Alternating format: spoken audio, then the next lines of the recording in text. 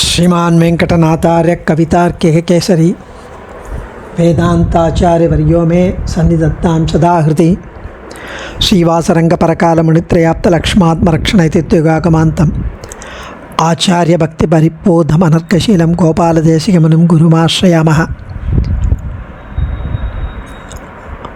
श्रीमद्गोपालार्घ्यदेशिकदयैकपात्रं प्रज्ञाविरक्तिकरुणादिगुणौघवासम् आचार्यसप्तशतीकाव्यं प्रियाधरेण दत्तं श्रीगोपालार्घ्यमहादेशिकमाश्रयामः।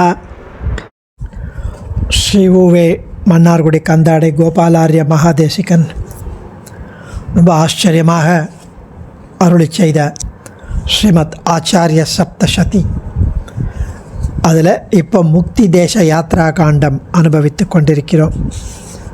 அந்த காண்டத்தில் 338 ஸ்லோகங்கள் இதுவரை அனுபவித்தோம்.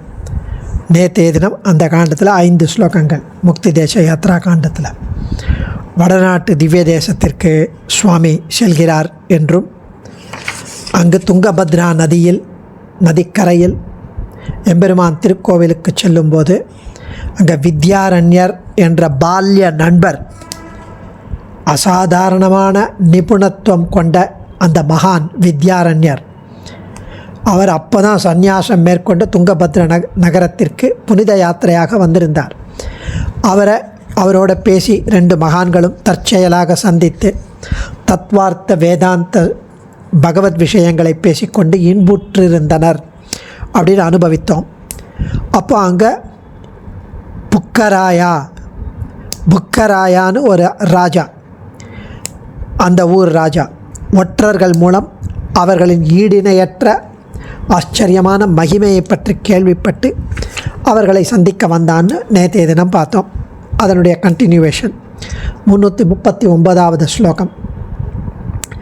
ஆவேத்ய ஸ்வாத்மானம் பூபால பிரார்த்தயாஞ்சக்ரே விவசா விவதா பூதாவேஷாத் சிகித்சனீயா மம ஆத்மஜாத்யேதி ஆவேத்ய ஸ்வாத்மானம் பூபால பிரார்த்தயாஞ்சக்ரே விவசா பூதாவேஷாத் சிகித்சனீயா மம ஆத்மஜாத்யேதி. அந்த ராஜா தன்னை அறிமுகப்படுத்தி கொண்டான். அந்த ராஜா தான் பெரிய விஜயநகர கிங், பிற்காலத்தில் ரொம்ப ஃபேமஸான விஜயநகர ராஜா. அவன் தன்னை அறிமுகப்படுத்தி கொண்ட பிறகு அந்த ராஜா அவர்களிடம் ஒரு பிரார்த்தனை பண்ணான், கேட்டுக்கொண்டான். என் மகள் ஒரு பேயின் தீய சக்தியால் பீடிக்கப்பட்டுள்ளாள். பேய் பிடிச்சிருக்கு அவளுக்கு, என் மகளுக்கு. அவள் குணமாக வேண்டும். அதற்கு நீங்கள் 2 பேர் தான் உதவி செய்ய வேண்டும் என்று 2 பேரிடையும் பொதுவாக பிரார்த்தனை பண்ணார். வேதாந்த தேசிகனிடமும் வித்யாரண்ய சுவாமியிடமும் இதை பண்ணார். அப்போது அடுத்த ஸ்லோகத்தில் சுவாமி தெரிவிக்கிறார்,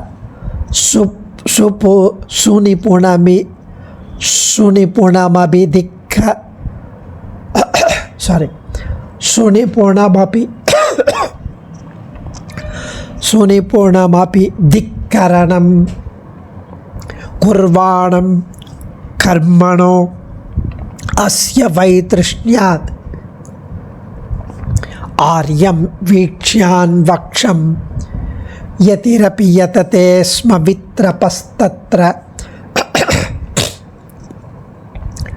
சுனிபுணமபி திக்கரணம் குர்வாணம் கர்மணோஸ்ய வைத்ருஷ்ண்யாத் ஆர்யம் வீக்ஷ்யான் வக்ஷம் யதிரபி யததே ஸ்ம வித்ரபஸ்தத்ர. இந்த ஸ்லோகத்தில் அவர் கேட்ட அந்த பிரார்த்தனைக்கு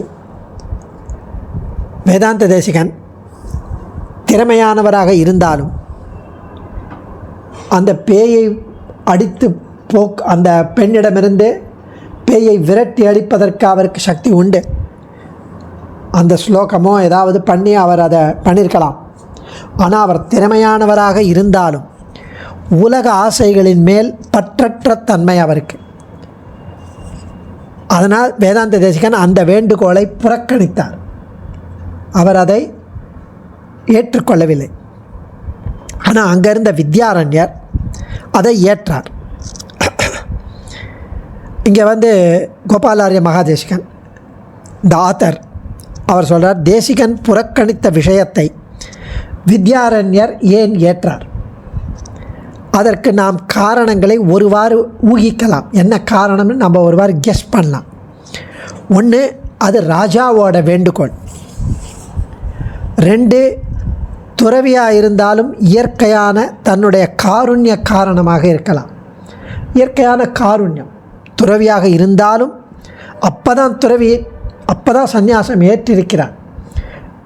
மேபி அந்த பற்றற்ற தன்மை இல்லாமல் இருக்கலாம். இல்லை ஒரு ஃபெலோ ஹியூமன் பீயிங் மேலே ஒரு காருண்யம், அது ரெண்டு நாளாக இருக்கலாம். ராஜா கேட்டிருக்கான், இல்லைன்னு சொன்னால் மேபி தண்டனைக்குள்ளாகலாம் என்ற பயம் இருக்கலாம். ஸோ வித்யாரண்யர் இதை ஏற்றார் அப்படிங்கிறார். இது காரணம் நம்மளுடைய கெஸ் தான். ஆனால் இது அவர் கோபாலாரிய மகாதேசிகனுடைய திருவுள்ளம். இது சரியில்லை என்பது போல, வித்யாரண்யர் ஏற்றுக்கொண்டது சரியில்லை என்பது போல. சரியில்லையா என்பது நம்மளுடைய ஜட்ஜ்மெண்ட். அரசனின் வேண்டுகோளாக இருக்கிறது. துறவியாயினும் இயற்கையான தன்னுடைய காருண்யத்தினால் இருக்கலாம். அது இல்லாமல் பின்னர் வித்யாரண்யர் ராஜ்யங்களை ஸ்தாபிக்கும் அளவுக்கு உயர்ந்தார் என்பது சரித்திரம். மேபி இதனால் இந்த ஒரு விஷயத்தினால கூட இருக்கலாம். எனிவே, அடுத்த ஸ்லோகம் 341. அதில் சுவாமி தெரிவிப்பது, வைச்சித்யமாத்மஜாயாக நிருபதேர் யததி த்யஜத்யுக்த்யா தஸ்மாத் பிரீத்யா தேன பிரத்தாம் பிராப்தோ ஹ்யமாத்யதாம் தத்ர வைச்சித்யமாத்மஜாயாக நிருபதேர் யததி த்யஜத்யுக்த்யா தஸ்மாத் பிரீத்யா தேன பிரத்தாம் பிராப்தோ ஹ்யமாத்யதாம் தத்ர. அந்த சந்நியாசியானவர் வித்யாரண்யர் அந்த மன்னனுடைய மகளின் மனக்கோளாறை குணப்படுத்தினார். மன்னன் மகிழ்ச்சி அடைந்து அவருக்கு மந்திரி பதவியை வழங்கினான். அதை அந்த துறவி ஏற்றுக்கொண்டார். இதை தெரிவிக்கிறார். அதான் அவர் இவ்வளவு பெரிய பண்டிதர் மந்திர சித்தியால் அந்த பேயை விரட்டி அடித்திருக்கலாம். அதனால் அப்படி குணப்படுத்தியதால் மன்னன் மகிழ்ச்சி அடைந்து அவருக்கு மந்திரி பதவியை வழங்கினான். அதை அந்த துறவி ஏற்றுக்கொண்டார். இதுதான் அந்த ஸ்லோகத்தில் தெரிவிப்பது. இந்த இடத்துல நம்ம நினச்சிப்போம், விச் இஸ் லாஜிக்கல். ஏன்னா நம்ம அவ்வளோ அல்பர்கள். நம்ம நினச்சிப்போம், நம்முடைய தேசிகன் மிஸ் பண்ணிட்டார் ஆப்பர்ச்சுனிட்டி, அவரும் மந்திரி ஆயிருக்கலாம்ல அப்படின்னு. தேசிகனுக்கே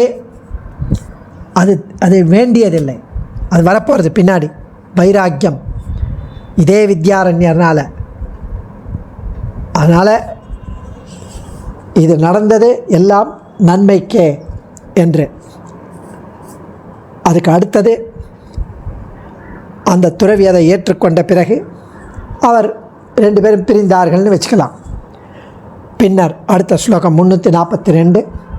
ததனு குருர் துவாரவதீம் உத்தர மதுராம் ச நைமிஷாரண்யம் கோவர்தன பிருந்தாவன புஷ்கர சாகேத முக்கியானி.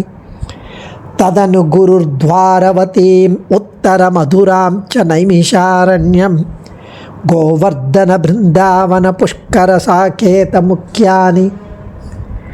ஆச்சாரியன் வேதாந்த தேசிகன் அங்கிருந்து மீதி திவ்ய தேசமெல்லாம் மங்களாசாசனம் செய்து கொண்டு போகிறார்.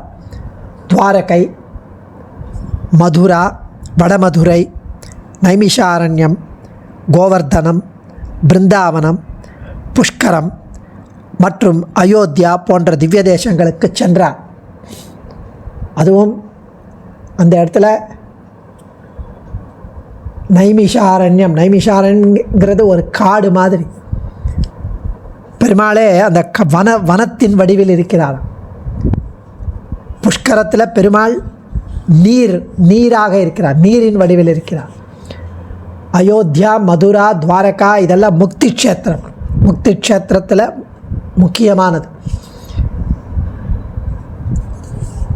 ஆட்டாட்டிஷ்டசலீலம் திவ்யக்ஷேத்ராணி சம்ஹிருஷ்டः காலவிசேஷே ஸ்புரிதா லீலா கமலேஷிது கலயன். ஆட்டாட்டிஷ்டசலீலம் திவ்யக்ஷேத்ராணி சம்ஹிருஷ்டः காலவிசேஷே ஸ்புரிதா லீலா கமலேஷிது கலயன். இந்த திவ்ய தேசங்களில் வேதாந்த தேசிகன் க்ஷேத்ராடனத்தில், இந்த க்ஷேத்ராடனம் ரொம்ப ஆச்சரியமாக, பரமானந்தமாக, திவ்ய சிந்தனையின் பொழுதுபோக்காக வலம் வந்தார். ரொம்ப ஆச்சரியமாக அனுபவித்தார். அங்கே ஒவ்வொரு திவ்ய தேசத்தையும் ஆனந்தமாக, சில சமயங்களில் எம்பெருமான் ஸ்ரீ கமலாகாந்தன் ஸ்ரீயப்பதியின் பெருமைகளை எண்ணியவாறு பொழுதை போக்கினார். இதிலேருந்து நமக்கு என்ன தெரியுதுன்னா, ஒன்று அதை வந்து பஜனைகள் பாடிக்கொண்டு, கதைகள் சொல்லிக்கொண்டு, கேட்டுக்கொண்டு, அப்படியே ஆனந்தமாக குதித்து கொண்டு, சந்தோஷித்து கொண்டு, அதெல்லாம் திவ்ய தேசத்துக்கு க்ஷேத்ராடனம் போனோம். அந்த இடத்துல கல் இருக்கும், பாறை இருக்கும், முள் இருக்கும். சில சமயத்தில் தக்க சமயத்தில் சாப்பாடு கிடைக்காது.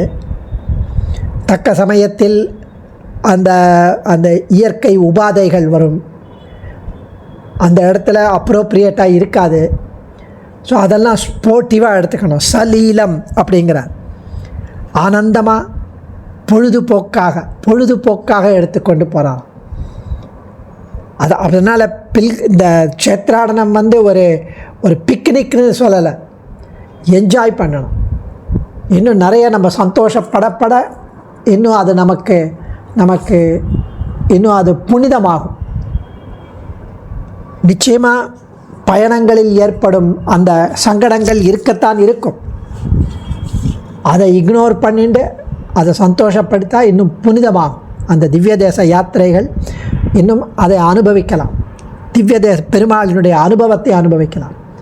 அதாவது அயோத்தியாவில் இருக்கும்போது ராமனுடைய கதையும், ராமனுடைய ஆச்சரியமான லீலைகளையும், அவனுடைய வைபவத்தையும் மகிமையையும் கேட்டு சொல்லி அனுபவிக்கலாம். பிருந்தாவனத்திலையும் மதுராலையும் கிருஷ்ணலீலாவை அனுபவிக்கலாம். இப்படி ஆச்சரியமாக வேதாந்த தேசிகன் ஸ்ரீயப்பதி ஸ்ரீ கமலாகாந்தனின் பெருமைகளை எண்ணியவாறு பொழுதை போக்கினார் என்கிறார் சுவாமி. அடியேன் தன்யோஸ்மி. ஆச்சாரியன் திருவடிகளே சரணம். கவிதார்க்கிக சிம்ஹாய கல்யாண குணசாலினே ஸ்ரீமதே வெங்கடேஷாய வேதாந்த குரவே நமः.